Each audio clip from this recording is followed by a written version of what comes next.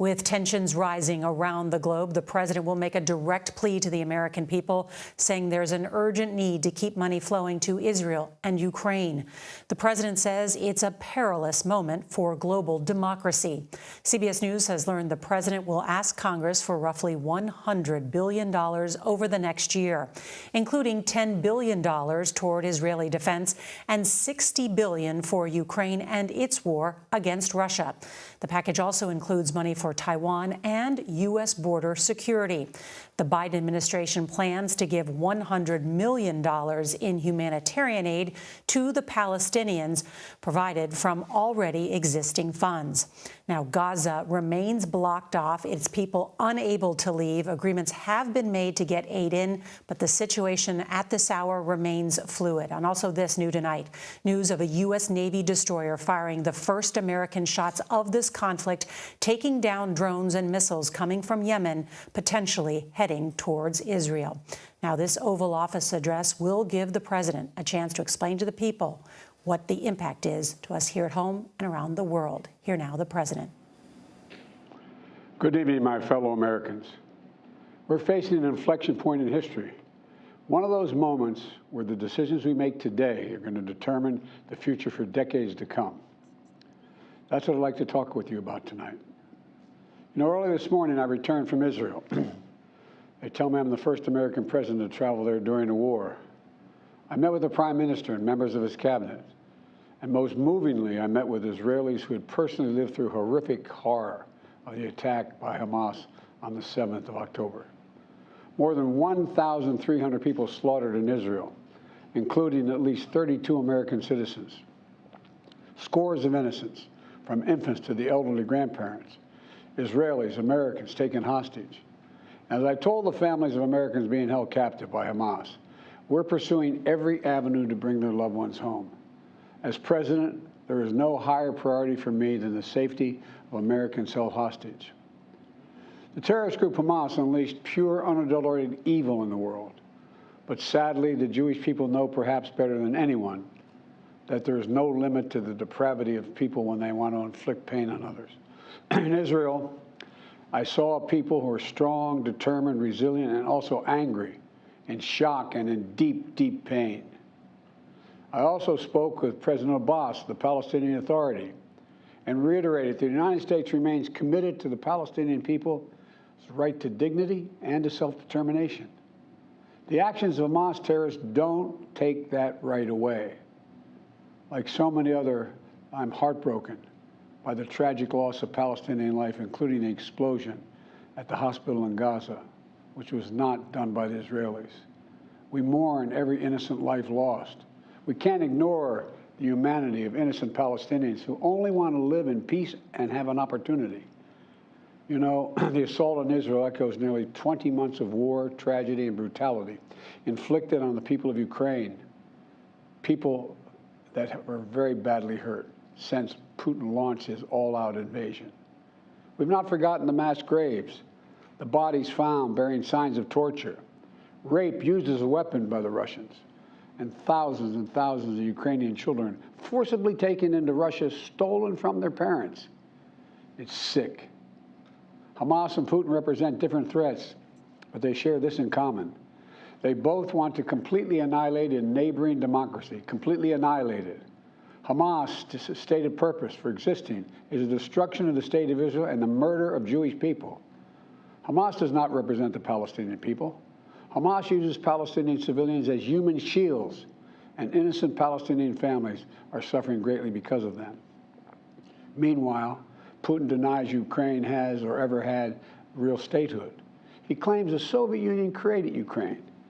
And just 2 weeks ago, he told the world that if the United States and our allies withdraw, and if the United States withdraw, our allies will as well, military support for Ukraine would have, quote, a week left to live, but we're not withdrawing. I know these conflicts can seem far away, and it's natural to ask, why does this matter to America? So let me share with you why making sure Israel and Ukraine succeed is vital for America's national security. You know, history has taught us that when terrorists don't pay a price for their terror, when dictators don't pay a price for their aggression, they cause more chaos and death and more destruction. They keep going. And the cost and the threats to America and the world keep rising. So if we don't stop Putin's appetite for power and control in Ukraine, he won't limit himself just to Ukraine. Putin's already threatened to remind Poland that their Western land was a gift from Russia. One of his top advisors, a former president of Russia, has called Estonia, Latvia, and Lithuania Russia's Baltic provinces. These are all NATO allies. For 75 years, NATO has kept peace in Europe and has been the cornerstone of American security. And if Putin attacks a NATO ally, we will defend every inch of NATO which the treaty requires and calls for. We'll have something that we do not seek. Make it clear, we do not seek. We do not seek to have American troops fighting in Russia or fighting against Russia. Beyond Europe, we know that our allies, and maybe most importantly our adversaries and competitors, are watching. They're watching our response in Ukraine as well. And if we walk away and let Putin erase Ukraine's independence, would-be aggressors around the world would be emboldened to try the same. The risk of conflict and chaos could spread in other parts of the world, in the Indo-Pacific, in the Middle East, especially in the Middle East. Iran is supporting Russia in Ukraine, and is supporting Hamas and other terrorist groups in the region, and will continue to hold them accountable, I might add. The United States and our partners across the region are working to build a better future for the Middle East.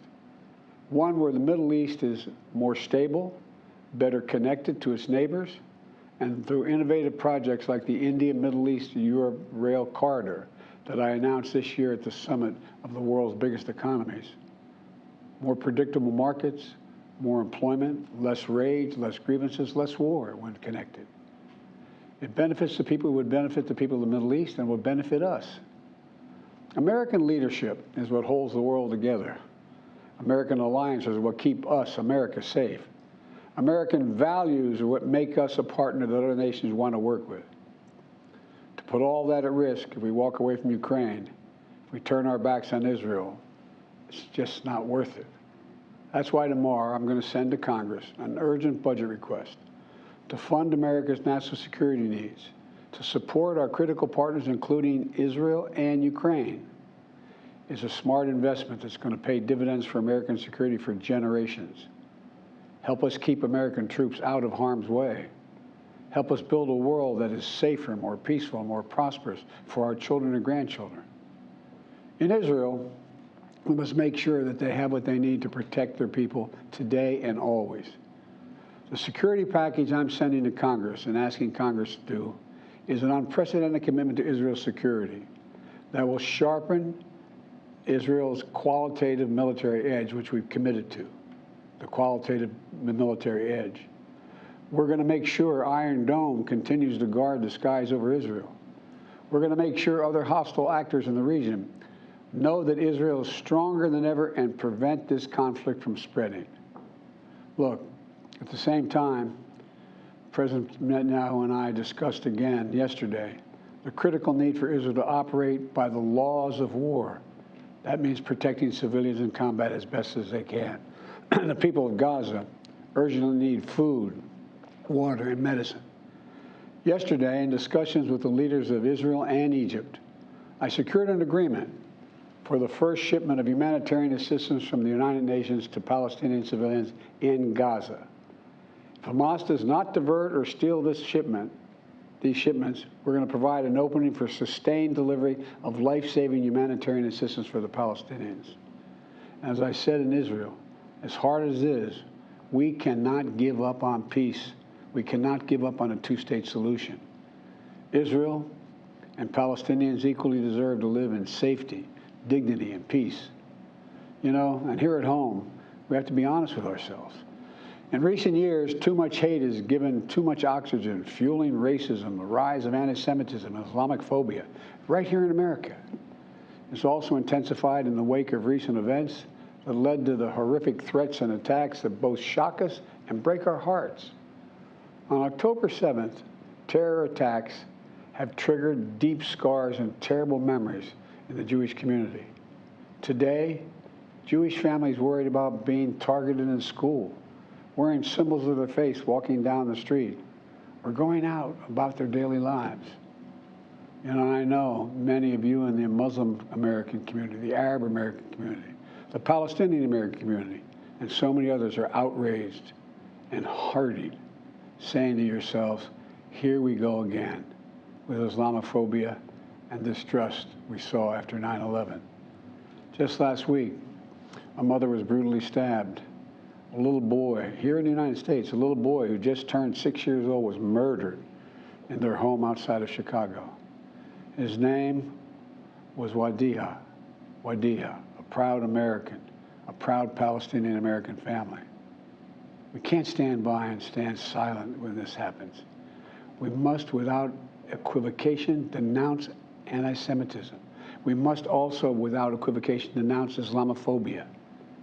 And to all you hurting, those of you hurting, I want you to know I see you. You belong. And I want to say this to you. You're all America. You're all American.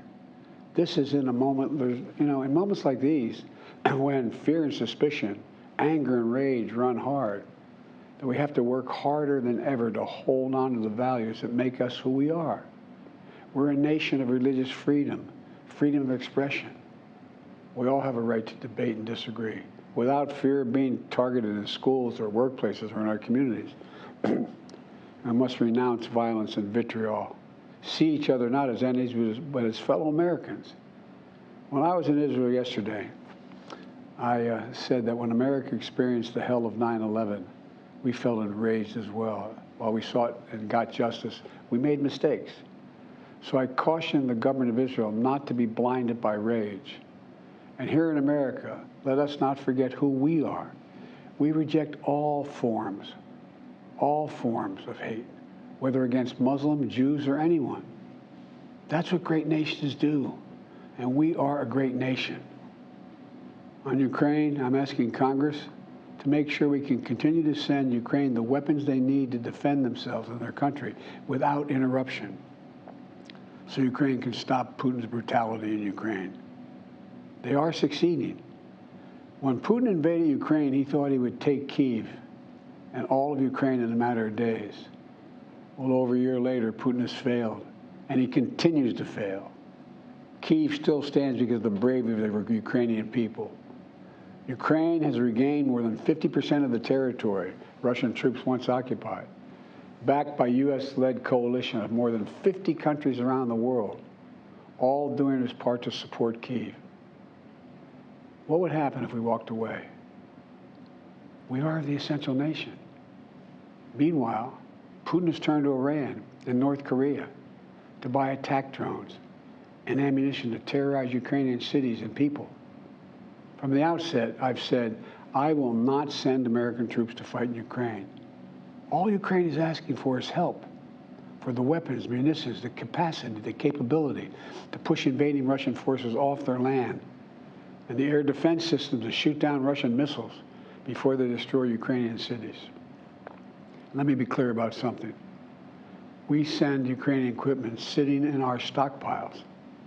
And when we use the money allocated by Congress, we use it to replenish our own stores, our own stockpiles with new equipment. Equipment that defends America and is made in America.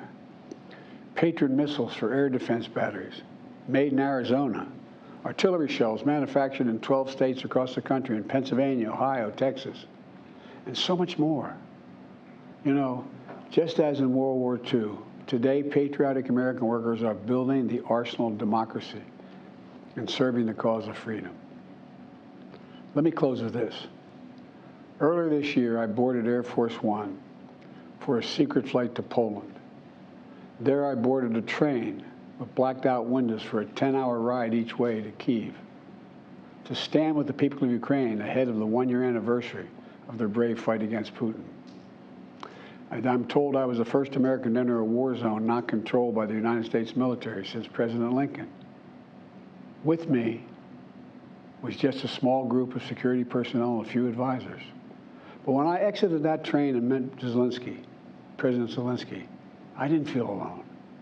I was bringing with me the idea of America, the promise of America, to the people who are today fighting for the same things we fought for 250 years ago, freedom, independence, self-determination.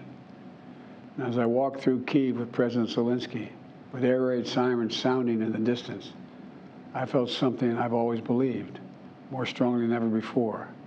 America is a beacon to the world. Still. Where, as my friend Madeleine Albright said, the indispensable nation.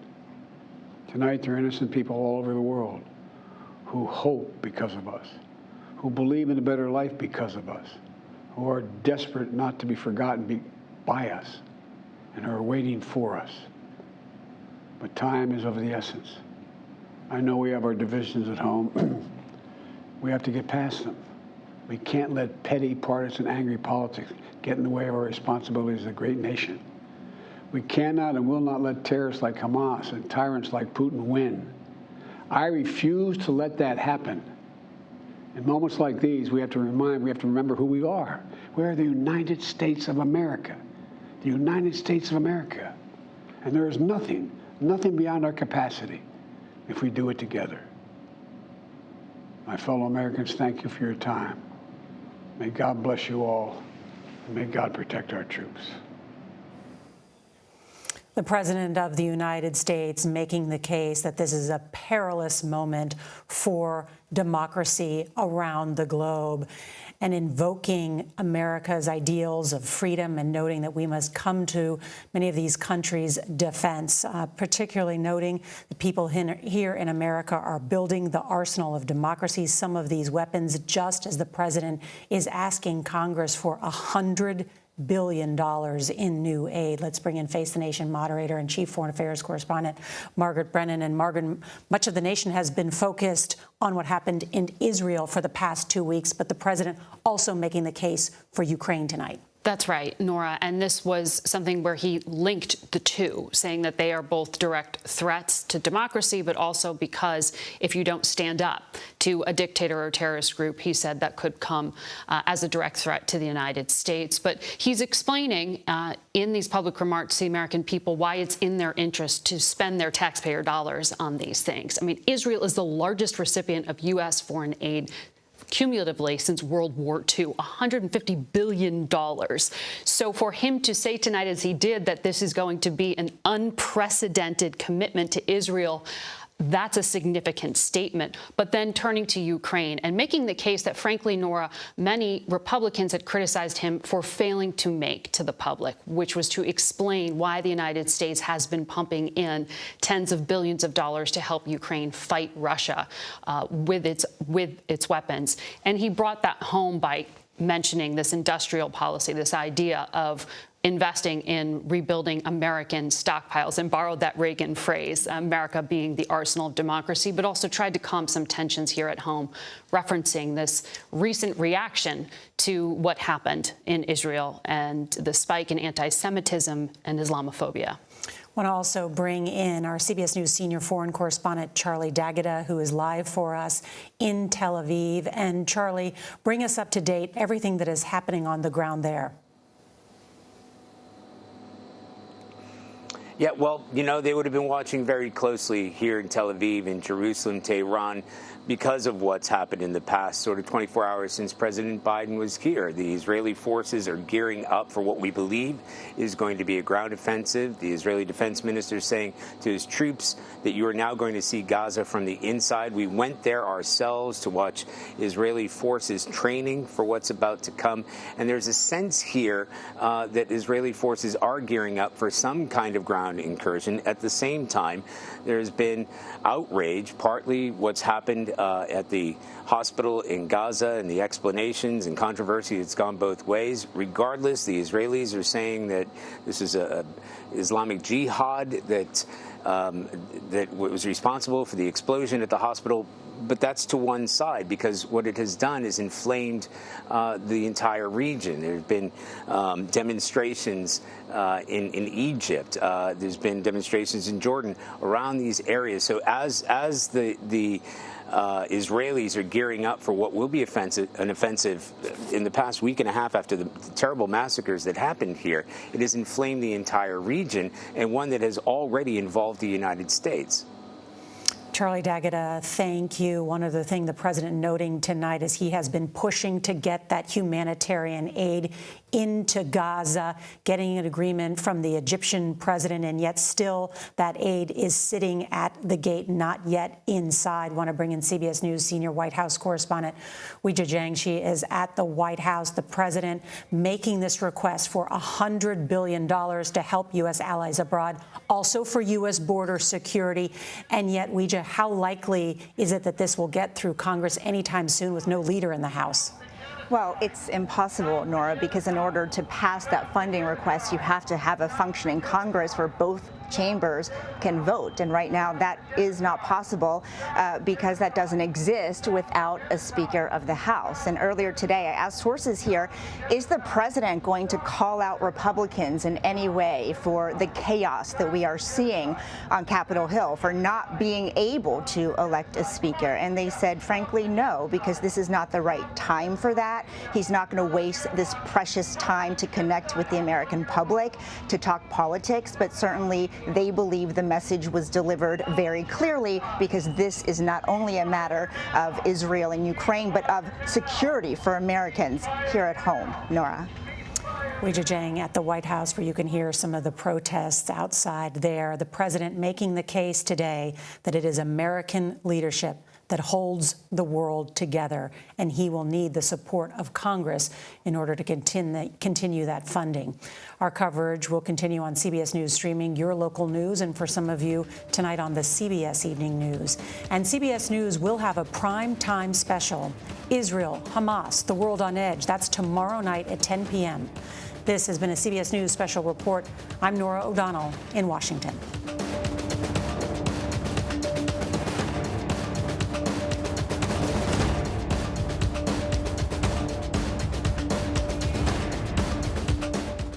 Hi, everyone. Welcome to CBS News Prime Time. I'm Jeff Glor, in for John Dickerson. President Biden addressed major global conflicts during his Oval Office speech Thursday night. The president said ensuring Israel and Ukraine succeed is vital for America's security and called on Congress to approve an aid package, a big aid package. President Biden also called out Hamas and Russia for wanting to, quote, annihilate democracy. Making sure Israel and Ukraine succeed is vital for America's national security. You know, history has taught us that when terrorists don't pay a price for their terror, when dictators don't pay a price for their aggression, they cause more chaos and death and more destruction.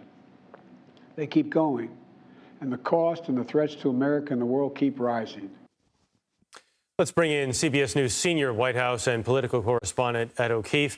Ed, Israel and the Hamas war is front and center right now, but the president spent just as much time talking about Ukraine, if not more, and even compared Putin to Hamas in this speech. Yeah, that was a pretty notable and somewhat effective, potentially effective, but certainly to this reporter's ear, effective way of sort of summarizing for skeptics or for those that maybe haven't been paying as much attention, sort of what's up here. And that is that there are two entities, one a country, the other a terrorist organization, that are trying to upend neighboring democracies. And this is a president who, since he was a candidate and certainly since he became president, has suggested that there's an ongoing global struggle between democracies and autocratic rulers or organizations that are trying to upend what has been the traditional world order. So what better way to describe it tonight than say these are two conflicts that the United States needs to be engaged in by supporting the democratically elected leaders of those two countries that are under threat. And it was a reminder, too, you're right, that after almost 2 weeks of sustained coverage and attention on the Middle East, he's reminding Americans and speaking about it in ways that he hasn't necessarily to the entire country in such an organized way, why the Ukraine conflict is so important, why it is costing tens of billions of taxpayer dollars, and why it needs to continue to spend that kind of money, lest U.S. troops be drawn in and there be American bloodshed. So we'll see in the coming days if it sticks. But, you know, new CBS News polling tonight, for example, suggests that most Americans aren't pleased with how he's been handling this so far. There's been skepticism and criticism of how he's explained, at least, the reason to engage in Ukraine. So the White House clearly tonight hoping that this kind of an address, the more traditional Oval Office speech that, you know, connotes a more grave situation, a more serious one, will hopefully be absorbed by Americans, and support for what he's asking for will grow. It's also Ukraine something he can speak unequivocally on, is that we support Ukraine in this war. Yes, the U.S. stands by Israel, but he does have to walk that line of supporting Israel, but also the humanitarian crisis in Gaza. And to that effect, he talked about the Palestinian boy who was shot or was killed in Chicago. Yeah, there's a growing concern across the administration, and certainly among Democrats, that we could, because of this, see a revival of what he described as Islamophobia, or anti-Muslim behavior and rhetoric and activity that we haven't seen really since the post-9/11 and Iraq War eras. And so don't be surprised if in the coming days you hear him speak about it more, you see the administration try to do more to draw concern to that. And look, I mean, the fate of that 6-year-old is a terrifying thing, no matter what his background is. And so by calling that out tonight and saying again that we don't accept that, not only sends a message here in the United States, but should reinforce, the White House would hope, around the world, and certainly on the so-called Arab street, how seriously this president takes that kind of behavior and how much he abhors it. So again, the president speaking tonight for just a little over 15 minutes, talking about both Ukraine and the war between Israel and Hamas. We have to take a quick break here. Ed O'Keefe, thank you very much. Stay with us. We're going to take a quick break, and we'll be right back.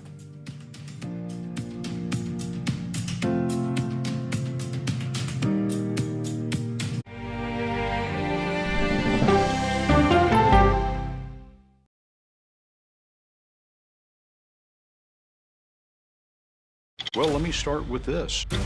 This really happened. Have you told the government? Did any of that make sense? What's your response? You want me to just keep going? What's wrong with that argument? What have you learned? Do you know why? Why? Why? It's time for 60 Minutes, Sunday on CBS. An original documentary from CBS Reports. Since you started La Soup in 2014, do you have any sense as to how much food you've rescued from the landfill? We've rescued 4.5 million pounds. I can't even fathom how much food that is. And that's one little person in one little city in America. We're going to call this chicken piccata. We did 450 of these meals today. This is the exact dish that you and I are going to have. Yep. Oh my God. Is it good? Mm-hmm. Having a plan of how to keep people fed should be in every single city. If we eliminated food waste, could we eliminate hunger? Yes. Eating Trash, now streaming on the free CBS News app. An original documentary from CBS Reports. You had a substitute teacher that was pretty popular. What was his reputation? Everyone loved him. You had to miss a test. What did he offer to have you make up the test? He said that I can come by after school was all over and just take the exam. The blinds were down. He closed the door. The next thing I knew, he was right next to me. That's when I realized what was going to happen. Even if I wanted to scream at the top of my lungs, no one would hear me because no one was there. He told me that if I ever said anything to anyone, he would kill me and he would kill my family. So I did it. Pledge of Silence, now streaming on the free CBS News app. He was there when the war in Ukraine started. Extreme history. It's a big moment. The extraordinary story behind Sean Penn's new Paramount Plus documentary, Superpower, when we go person to person. An original documentary from CBS Reports. AI is among the most world-changing technologies ever. Curing diseases, scientific breakthroughs, making lives better. They can help us with medical discoveries, scientific discoveries, doing better agriculture, having cures for things like Alzheimer's. It's also going to really transform the way we work. The uplifting potential of artificial intelligence is limitless. It gives you a friend, somebody to chat with 24/7 that is non-judgmental. He makes me feel loved and desired. And so are its downfalls. The problem with all this AI is that it's unpredictable and uncontrollable. The choices we make now will have lasting effects for decades, maybe even centuries. The ChatGPT revolution, now streaming on the free CBS News app. Why did you miss the moment? I'm not sure why they missed the moment. It doesn't look like Congress is doing anything. That's the role of Face the Nation, to focus on the issues at hand. That means a civil conversation with perspective. As we mentioned, President Biden is calling for billions of dollars in aid for Ukraine and Israel. He addressed the Israel-Hamas war and the need to support America's allies. He also acknowledged mistakes by the U.S. in past conflicts in the Middle East and cautioned Israel not to be blinded by rage. I want to bring in CBS News senior White House correspondent Weijia Jiang, who was at the White House. Weijia, what message does the president's address send? Is the administration hoping to the rest of the world about the U.S.? Well, he's hoping to say that the U.S. is the leader of the world, that it is remaining someone that can continue to work with allies. In fact, this is something that he said as soon as he took office. I remember very distinctly, Jeff, he said, America is back. Diplomacy is back at the center of foreign policy, which is exactly what we saw from the president today. But there is a split screen unfolding because President Biden said he was going to formally ask Congress for this massive aid package that we've been talking about for $100 billion that includes money for Israel, for Ukraine, for Taiwan, for border security. But it's impossible to approve that money, Jeff, without a functioning Congress and a Speaker of the House. And so that is what other nations are also seeing right now, is this chaos among the American Congress, unable to elect a leader. But the president wanted to convey that it was here and not going to turn its back on allies. And I think, more importantly, he tried to stress what would happen if we did. This was not only about Israel and Ukraine. It was about Iran. It was about China. He said if we leave our allies behind, would-be aggressors are watching, and they are seeing that America is willing not to completely follow through here. And that is why he says this is a much bigger national security risk. That's why he says we need to continue funding both of these countries. This is really sensitive, though, right now, Weijia, because Israel has been top of mind and the war with Hamas for good reason for 2 weeks now. And this is the president really trying to pull attention back to Ukraine. As I mentioned with Ed here, he spent as much, if not more time tonight talking about Ukraine than he did Israel. So how is the administration trying to strike that balance as they make that pivot? It's delicate. It's very delicate. And, you know, it's important to note that before this conflict broke out in the Middle East, Republicans were very wary already of approving any more Ukraine funding. And now, as we mentioned, the White House is hoping to tie Ukraine funding to Israel, among other things. And Republicans are already calling this out and saying that, you know, that's not how this should be done, and we will not support it. You should not be tying these two things together to try to get it over the line. But the way the president views it, it's actually not two different things, because he would argue at the end of the day, again, it is all about national security. It is all about making sure that neither one of these conflicts expands and balloons and turns into a situation where the U.S. has to become involved even more. But you're right, this is a tough case. Even if there were a Speaker of the House, even if lawmakers were able to vote on this package that is going to be formally unveiled tomorrow by the White House, you know, it's very hard to say whether they would have the votes to actually approve it, because right now, especially among Republicans, there's no appetite to be spending this kind of money. And so there's a long way to go before this package or anything that resembles it is stamped and approved and funding starts to go out. Very quickly before we let you go, Weijia, I just want to ask you, ahead. I was struck by the president comparing Putin to Hamas. I wanted to get your reaction to that. I'm sorry, comparing what to Hamas, Jeff? Putin to Hamas. Yes, Putin to Hamas. As he tied these two things together. Yes. He said it's because they have one common goal, and that is to annihilate. Annihilate is the word he used and repeated, a neighbor. And so that is why he is drawing these comparisons and conclusions and saying that even though obviously the circumstances in these conflicts in Russia and the Middle East are very different, the goal by the aggressor is the same. And so that's why he says the U.S. needs to wake up and be there for its allies, because if either one of those countries were to lose, it could spill over into a much bigger conflict that involves the world. Okay, Weijia Jiang at the White House. Weijia, thanks very much. We're going to bring in CBS News' Tina Kraus now. She is in Tel Aviv. Tina, I know we haven't been able to get full reaction to how Israelis feel about the president's speech tonight, but they are reacting to his visit to Tel Aviv. How do they feel about that? Absolutely. Well, Israelis told me that for the 7 hours that President Biden was on the ground here in Tel Aviv, they felt a sense of hope, a hope that they could get through this nightmare that began on October 7th and continues as the families of these hostages wait to get their loved ones back. They say that having the U.S. on their side makes them feel good, that they are able to move forward and know that President Biden is going to get this unprecedented package to help Israel defend itself. So, you know, having the most powerful nation in the world here on their side is something that they're very glad about.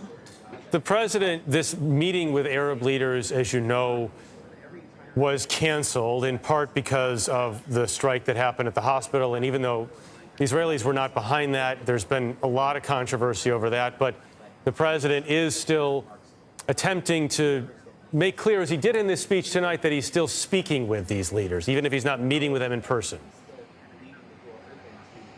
Yeah, exactly. And he wants to make it clear that Hamas is Hamas. The Palestinian people are something else. And he was hoping to be able to go to those Arab countries, but he still has been speaking with them to know that the Palestinian people here have just the same rights as well. He wants them to know that Israelis and Palestinians, he still said tonight that he hopes that there will be peace, that there hopes there will be a two-state solution. He brought that to the table in the speech. So, yeah, I mean, that's the message, that both sides deserve good treatment.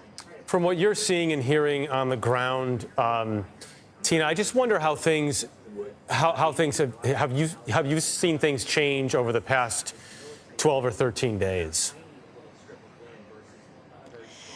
Well, in the time that I've been here, I have heard a lot more air raid sirens. I've seen a lot of rockets coming this way from Gaza. And I think that there is just a real sense from Israelis that I'm talking to that they want this ground invasion to begin. They want to get in there to, frankly, get revenge for what has happened and to get these hostages back.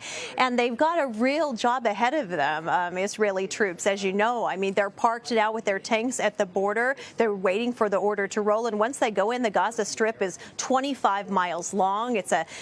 It's a huge place that is so densely populated, and it's full of this sophisticated underground fortified tunnels that Hamas operates within. It's known as the Gaza Metro. So getting in there and finding these hostages is going to be a long and painstaking task. It's going to take a lot of patience, a lot of intelligence. We know that the Pentagon also sent in a team of special ops forces to help Israelis pinpoint the location of these hostages, but it's going to take time and a bit of luck to bring them home. Okay, Tina Kraus in Tel Aviv, thank you so much. We want to bring in Gerald Firestein now. He is Distinguished Senior Fellow at the Middle East Institute. He was also a 41-year career diplomat who served in 7 nations, including Yemen, where he was U.S. Ambassador. Ambassador, thank you for your time. Let me just start with this. The president's speech tonight, what did you make of it? Were you surprised by anything? It's a pleasure to be with you tonight, Jeff. No, I think that the president's speech was pretty well previewed, that we knew where he was going to go with this. I think one thing that I was pleased about was the emphasis he placed on the Palestinian issue as well as the Israeli issue, that it can't only be about Israel responding to this Hamas atrocity, but it also has to do with trying to protect innocent Palestinian lives, to make sure that humanitarian relief gets into them, but also to try to limit the Israeli operations so that we don't have a lot of Palestinian casualties. Ambassador, the Biden administration has not paid much attention to the Middle East until this happened. Was that a mistake? Well, the old saying is that we may want to move away from the Middle East, but the Middle East doesn't want to move away from us. And so, there is this issue that not only this administration, but its predecessors with the pivot to Asia, the idea that the concerns that the U.S. should be confronting are in Russia and China, and that the Middle East really was not an area where the U.S. could make significant progress. I think, unfortunately, there has been an abdication of responsibility by successive U.S. administrations to try to address the fundamental issues that divide Israelis and Palestinians that really is underlying all of these explosions of violence that we're seeing. Why is that? Because do some of these administrations just say, we give up? I think that there was a sense that the parties were not prepared on either side, that there was no quote unquote partner for peace in either Israel or the Palestinian territories, that neither side was prepared to make the compromises, and that therefore there was really no prospect.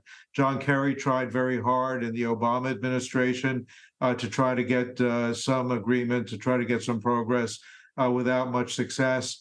So this is, I think it's, frankly speaking, an issue that successive administrations have looked at and said this is a loser. Ambassador, do you think it's going to be problematic for the Biden administration to tie aid for Israel to aid to Ukraine?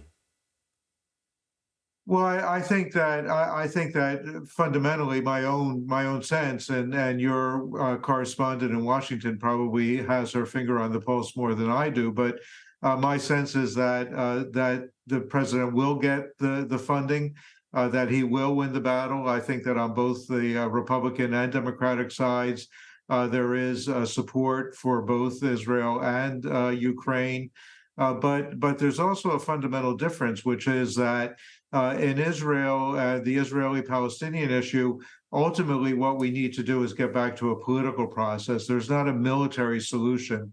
Whereas in Ukraine, I think the fundamental objective is that we have to give the Ukrainians what they need in order to achieve a military victory that forces the Russians to withdraw. Ambassador Gerald Feuerstein, we appreciate your time. Thank you.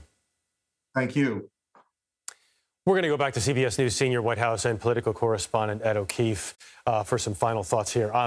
Ed, how quickly does the administration want to try to get this funding package through? Well, we anticipate now that they will formally send it to Congress tomorrow morning. And again, it's expected to include a suite of global security concerns, but also domestic ones. Don't be surprised to see funding in there for disaster relief, like the fires in Hawaii or other anticipated natural disasters in the coming weeks. There may be some other requests for domestic concerns, like the so-called child care cliff, or the aid that's been going to families to pay for child care. This is designed to be an emergency spending plan. That's what they call it in essence, and designed to also get Congress and the White House through next year's election, so that Congress and Washington generally doesn't get mired in this kind of stuff at the height of an election season that's already set to be so tumultuous. So again, it'll depend on how quickly there's a speaker.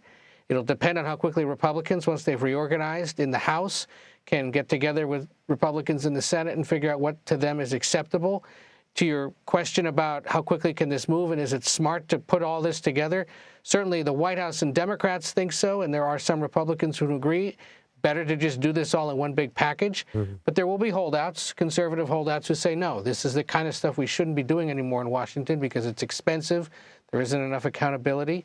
We'll see how the debate goes, but it's not going to be over anytime soon. Just as this war in the Middle East is going to continue to rage, just as the situation in Ukraine continues to play out, getting Washington to agree on some basic things remains a real domestic challenge, and one that isn't going to get solved anytime soon. Speaking of conservative holdouts, if people keep lunging at Matt Gaetz or Kevin McCarthy or whatever happened there, behind closed doors. I don't mean to, it's not to laugh at it, but it is pretty striking how Republicans have a difficult time, to say the very least, coming together here to find a speaker. As long as that continues, none of this goes forward? No.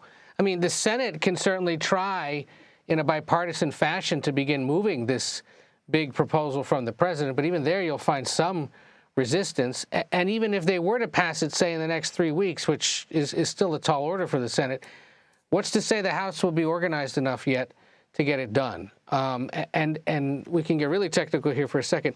Does this become the vehicle that also keeps the government open? Because remember, the deadline's coming just before Thanksgiving? Or is this going to be done separate of that as just emergency funding?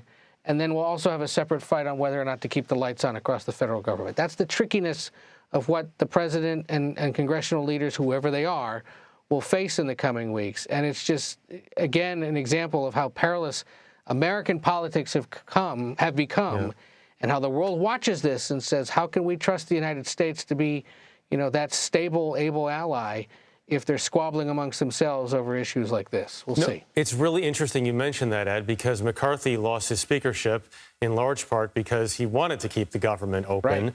And then Jim Jordan was saying, if I'm not incorrect here, that he also wants to keep the government open, and now he's having the problems. Exactly. And it's that small group of conservative lawmakers that are tying this up, it would appear. And we'll see. And God forbid things get worse in either of these conflicts, or something unforeseen happens, and we still have this stalemate. One wonders if it will compel Republicans to get it done faster, or whether it's just going to make the crisis that they're facing so much more acute to everyone else. Ed, you and I have both been around long enough to know the unforeseen always happens. Yes, it does. Ed O'Keefe, always great to see you. Thanks for your time. Take care. Still ahead here, Israel is preparing for a potential ground invasion in Gaza. We are going to have some new details on the operations next. You're streaming CBS News.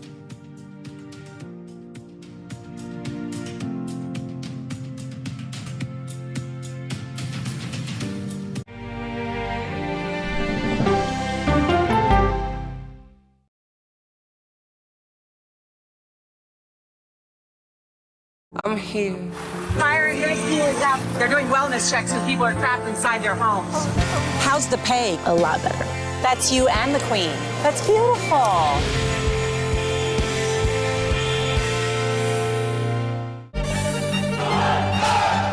An original documentary from CBS reports tensions rising between a powerful country and a vital island. The supply of this technology came grinding to a halt. The world would grind to a halt. Absolutely. As Taiwan faces threats and aggression, Taiwan is on the front line, and we understand our responsibility as a democracy. We cannot fall.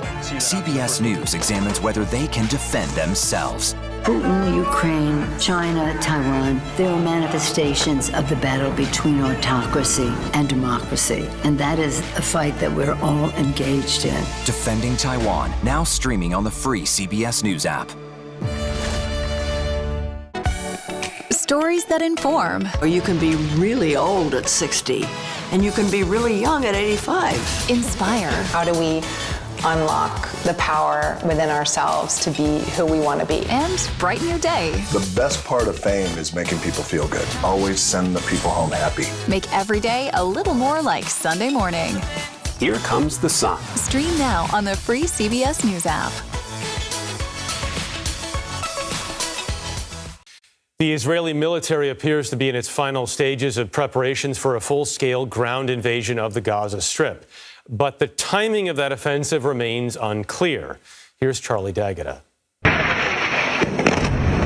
The Israeli military resumed its ferocious bombardment of Gaza after the briefest of breaks during President Biden's visit here yesterday. Gaza's health ministry says the death toll has soared to nearly 4,000, if it hasn't topped that already, as they count the bodies recovered by the moment. Hundreds of thousands of people have fled to escape the aerial onslaught and find food and shelter ahead.